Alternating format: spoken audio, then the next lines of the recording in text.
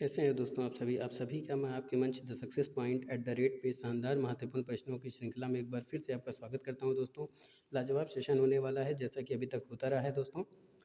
और आपको ये भी पता है कि मध्यकालीन भारत पे हमारा अध्ययन चल रहा है। 350 क्वेश्चनों तक हम लोग ने देख लिया, आज उसके आगे का अध्ययन करेंगे। तो चलिए शुरू करने से पहले गुजारिश है कि इस वीडियो को ज़्यादा से ज़्यादा लोगों तक शेयर करें, ज़्यादा से ज़्यादा लोगों को इस चैनल से जोड़ने का प्रयास करें दोस्तों, और लाइक ज़रूर किया करें क्योंकि काफ़ी मेहनत के साथ इस वीडियो को तैयार किया जाता है। तो चलिए शुरू करते हैं आज का शानदार महत्वपूर्ण प्रश्नों की श्रृंखला का पहला प्रश्न। तो आज का पहला प्रश्न क्या कह रहा है कि किस मुगल बादशाह के विरुद्ध जौनपुर से फतवा जारी हुआ था? हुमायूं, अकबर, शाहजहां, औरंगजेब। दोस्तों प्रश्न क्या पूछ रहा है कि किस मुगल बादशाह के विरुद्ध जौनपुर से फतवा जारी हुआ था? हुमायूं, अकबर, शाहजहां, औरंगजेब। तो प्यारे दोस्तों, जिस मुगल बादशाह के विरुद्ध जौनपुर से फतवा जारी हुआ था उसका नाम है अकबर। तो आपका ऑप्शन क्या हो जाएगा? बी। तो B is the right answer for this question. अगला प्रश्न, महाभारत का फारसी में अनुवाद किसने किया था? अनवार सुहेली, रजमनामा, हस्तबहिस्त, अयार दानिश। महाभारत का फारसी में अनुवाद किसने किया था? बात समझ में आ रही दोस्तों? महाभारत का फारसी में अनुवाद किसने किया था?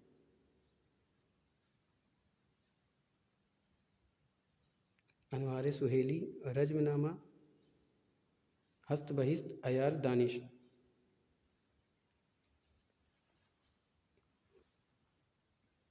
बताइए प्यारे दोस्तों।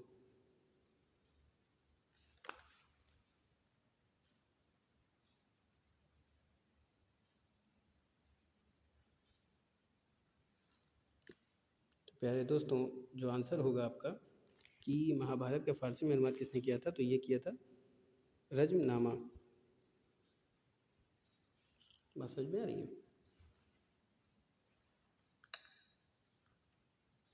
बात समझ में आई दोस्तों? चलिए, महाभारत का फारसी में अनुवाद किसने किया था?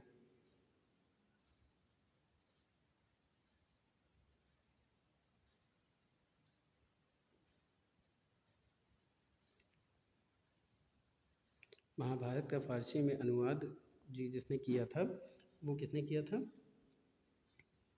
रजनामा। फारसी जंग की किताब महाभारत का फारसी में अनुवाद है। यानी कि ये कह लीजिए कि क्वेश्चन होना चाहिए था यहाँ पे कि महाभारत का फारसी में जो अनुवाद किया गया वो उसका नाम क्या है? तो वह है रजनामा दोस्तों। B is the right answer for this question. अगला प्रश्न कह रहा है कि फतेहपुर सीकरी में बादशाह अकबर ने निर्मित कराया था मोती महल, पंचमहल, रंग महल, हीरा महल।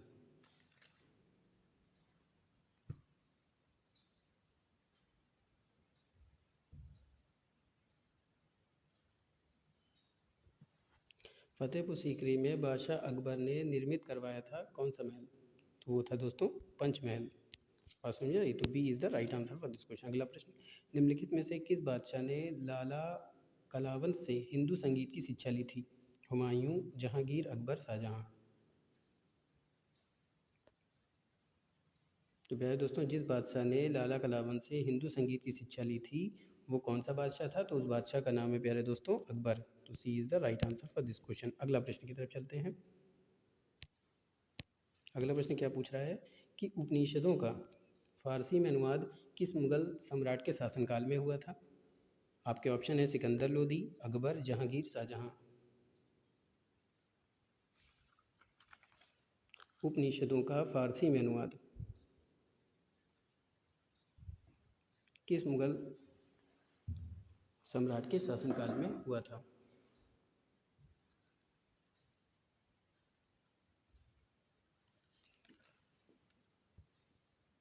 बात समझ में आ रही है दोस्तों? बताइए।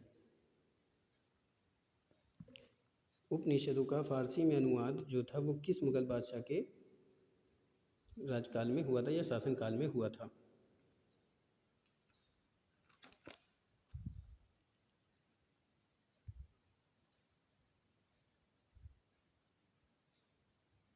फटाफट से आंसर दीजिए प्यारे दोस्तों। उपनिषदों का फारसी में अनुवाद, तो उपनिषदों का फारसी में अनुवाद जिस मुगल सम्राट के शासनकाल में हुआ था प्यारे दोस्तों उसका नाम है शाहजहाँ। तो ऑप्शन आपका क्या हो जाएगा डी। तो D is the right answer for this question. अगले प्रश्न की तरफ चलते हैं। अगला प्रश्न क्या कह रहा है कि निम्नलिखित में से कौन शाहजहाँ के शासनकाल का राजकवि था? कलीम, काशी, कुत्सी, मुनीर। निम्नलिखित में से कौन शाहजहाँ के शासनकाल का राजकवि था? कलीम, काशी, कुत्सी, मुनीर।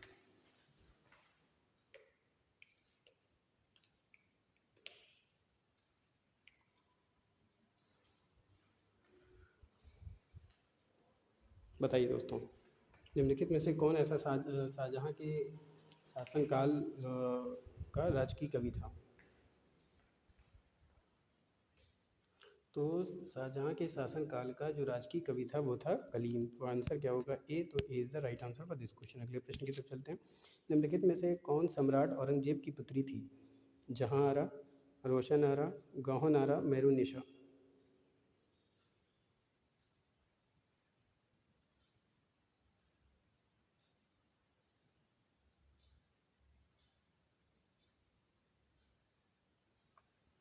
बताइए दोस्तों,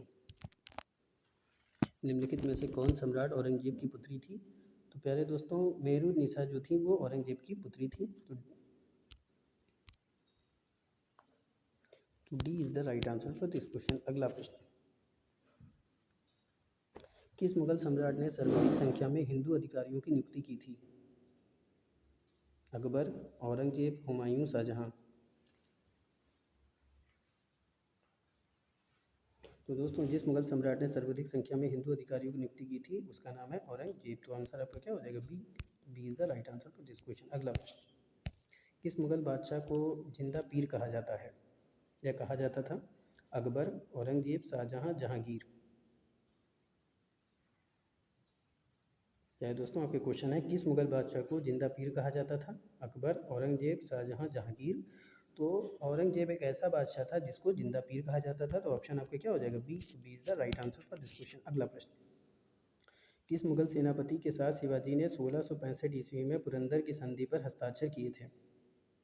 दिलेर खां, जय सिंह, जसवंत सिंह, शाइस्ता खां।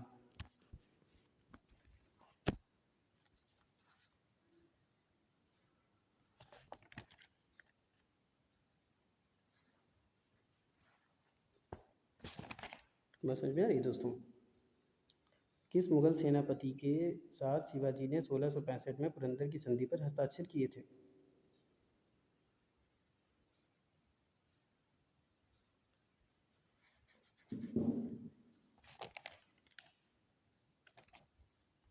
आपके ऑप्शन है दिलेर खां, जय सिंह, जसवंत सिंह या फिर शाइस्ता खां।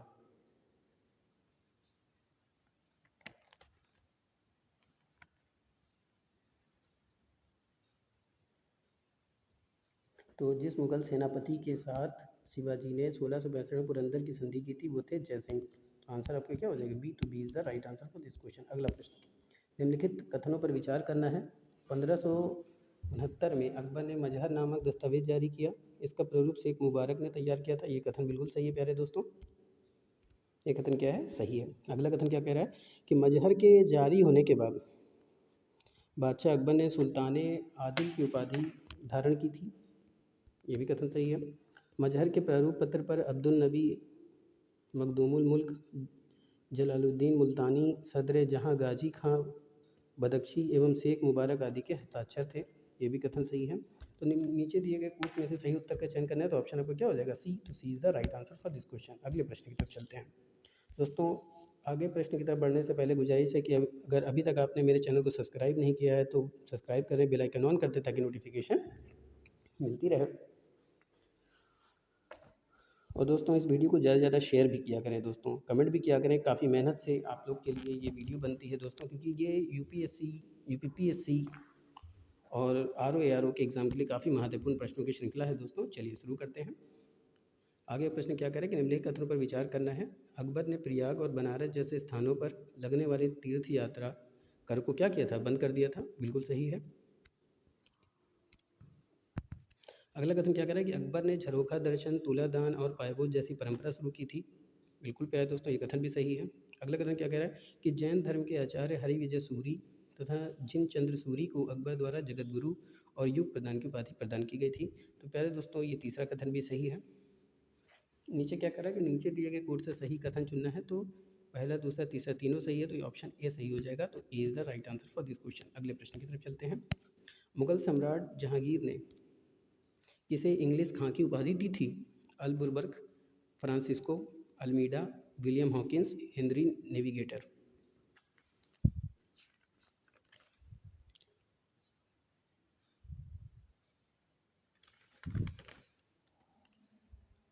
बताइए प्यारे दोस्तों।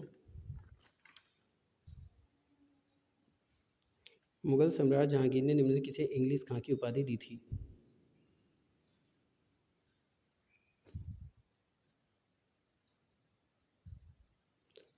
अल्बुर्बर्ग, फ्रांसिस्को अल्मीडा, विलियम हॉकिंस या हेनरी द नेविगेटर।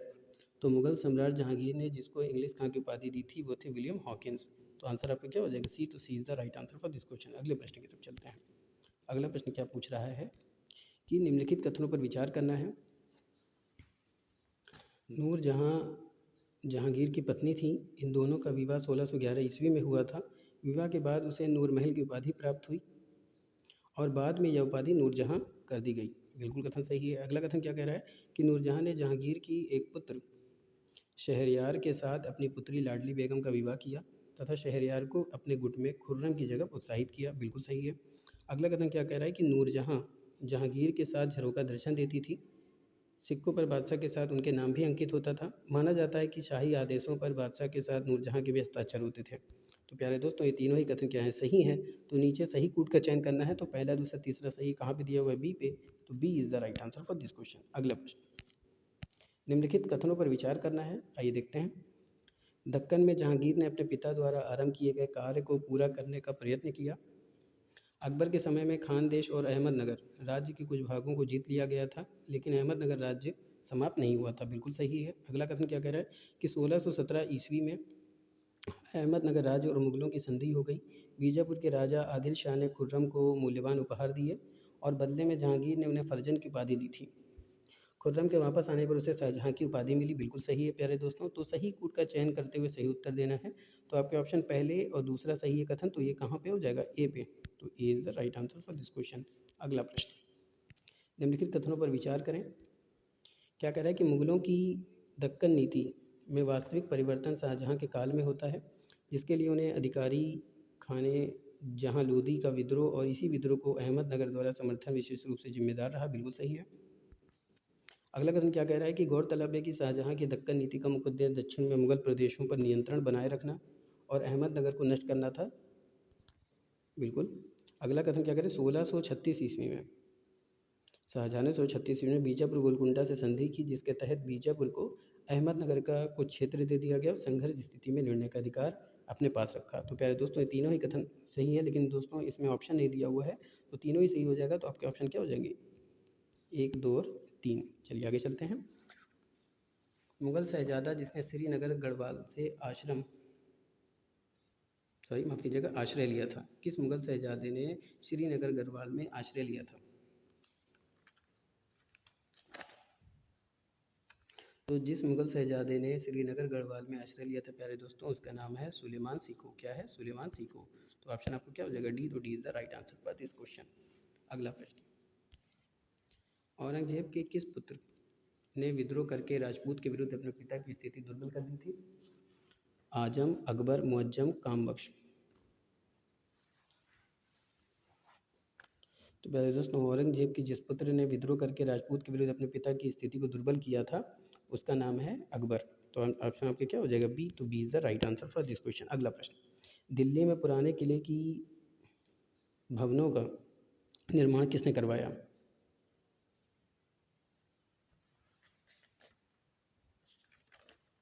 पुराने किले के भवनों का निर्माण, बात समझ में आ रही है दोस्तों? भवनों का निर्माण, न कि भावनाओं का। ये भवनों होगा।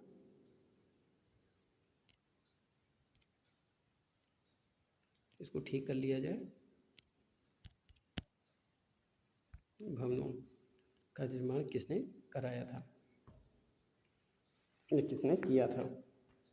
तो दिल्ली में पुराने किले के भवनों का निर्माण जिसने किया था दोस्तों, वो कौन था? द शेरशाह सूरी। तो C is the right answer for this question. अगले प्रश्न की तरफ चलते हैं। शेरशाह का मकबरा कहाँ स्थित है? सासाराम, दिल्ली, कलिंजर, सोनारगांव। दोस्तों ये बहुत ही महत्वपूर्ण प्रश्न है जो कि काफ़ी आए हुए प्रश्न हैं। तो शेरशाह का मकबरा कहाँ स्थित है? सासाराम में।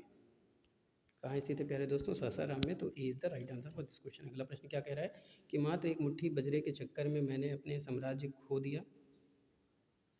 इस कथन को आप किस मध्यकालीन शासक से संबंधित करेंगे? अलाउद्दीन खिलजी, मोहम्मद तुगलक, शेरशाह, औरंगजेब।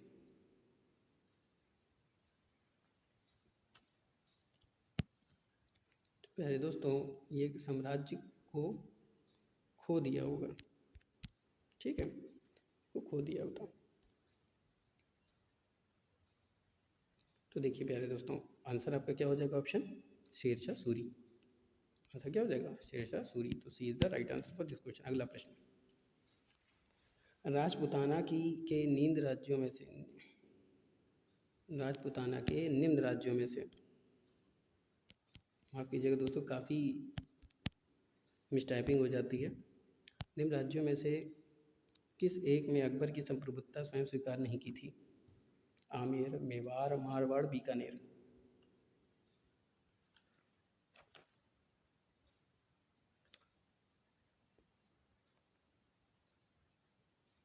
तो प्यारे दोस्तों राजपूताना के जिस राज्यों में से एक ने अकबर की संप्रभुता स्वयं स्वीकार नहीं की थी उसका नाम है मेवाड़। तो आंसर आपका क्या हो जाएगा? बी। तो B is the right answer for this question. अगला प्रश्न, निम्नलिखित कथनों पर विचार करना है। जहांगीर के समय में 1622 ईस्वी में गंधार मुगलों के अधिकार से निकलकर ईरानियों के हाथ में जा चुका था। 1638 ईस्वी में कंधार किलेदार अलीम दर्रान अलीमर अली मर्दान खां ने ईरान के शाह के दर से शाह के डर से प्यारे दोस्तों, ठीक है, शाह के डर से शाह के डर से कंधार का दुर्ग मुगलों को सौंप दिया। बिल्कुल सही है। अगला कदम क्या है? इस प्रकार कंधार पुनः मुगलों को प्राप्त हो गया। 1648 ईस्वी में शाह अब्बास ने कंधार पर आक्रमण किया। उसे स्वयं कंधार के मुगल गवर्नर दौलत खां था। काबुल से इससे पहले कि किले को कोई सहायता पहुंच पाती, उस शाह अब्बास ने अधिकार कर लिया। किस पे? उस पर, ठीक है प्यारे दोस्तों, उस पर अधिकार कर लिया। तो ये कथन भी सही है। तो आंसर आपका क्या हो जाएगा? पहला और दूसरा। तो यानी A is the right answer for this question. अगले प्रश्न की तरफ चलते हैं। अगला क्या कह रहा है कि पुर्तगालियों के विद्रोह के विषय में कौन सा कथन सत्य है? पुर्तगाली भारत के साथ लंबे समय से व्यापार कर रहे थे। मुगल बादशाह की तरफ से उनको नमक के व्यापार का एक अधिकार दे दिया गया। बिल्कुल सही है। अगला कथन क्या करें? कालांतर में पुर्तगाली मुगल बादशाह के लिए समस्या उत्पन्न करने लगे। उन्होंने भारतीयों को ज़बरदस्ती ईसाई बनाना प्रारंभ कर दिया और बाज़ारों में लूटपाट शुरू कर दी। ये भी कथन सही है। अगला क्या है कि शाहजहाँ ने 1632 ईस्वी में इनके विद्रोह को दबाने का आदेश दिया और लगभग 4 माह के बाद हुगली पर अधिकार कर लिया। तो प्यारे दोस्तों ये तीनों ही कथन सही हैं। तो आपके आंसर क्या हो जाएंगे? बी। तो B is the right answer for this question. अगले प्रश्न की तरफ चलते हैं। अगला प्रश्न और आज का लास्ट प्रश्न, कृषकों की सहायता के लिए किस मध्यकालीन भारतीय शासक ने पट्टा एवं कबूलियत की व्यवस्था प्रारंभ की थी? आपके ऑप्शन है अलाउद्दीन खिलजी, मोहम्मद बिन तुगलक, शेरशाह, अकबर। तो प्यारे दोस्तों कृषकों की सहायता के लिए जिस मध्यकालीन भारतीय शासक ने पट्टा एवं कबूलियत की व्यवस्था प्रारंभ की थी उसका नाम है शेरशाह सूरी। तो आंसर आपका क्या हो जाएगा? सी। तो C is the right answer for this question. तो प्यारे दोस्तों ये था आज का शानदार महत्वपूर्ण प्रश्नों की श्रृंखला। उम्मीद करता हूँ कि आपको पसंद आया होगा। मंजिलों से चलकर बेहतर मंजिलें तलाश कर, मिल जाए दरिया तो समंदर तलाश कर, यूं तो टूट जाते हैं पत्थर की चोट से शीशे, पत्थर ही टूट जैसे शीशे तलाश कर। तो प्यारे दोस्तों काफ़ी लगन के साथ अपने लक्ष्य को हासिल करिए। मैं ईश्वर से प्रार्थना करता हूँ कि आप सबका सिलेक्शन हो। फिर मिलेंगे इसी जुनून के साथ नए प्रश्नों की श्रृंखला में। तब तक के लिए जय Hind. Wish you all the best.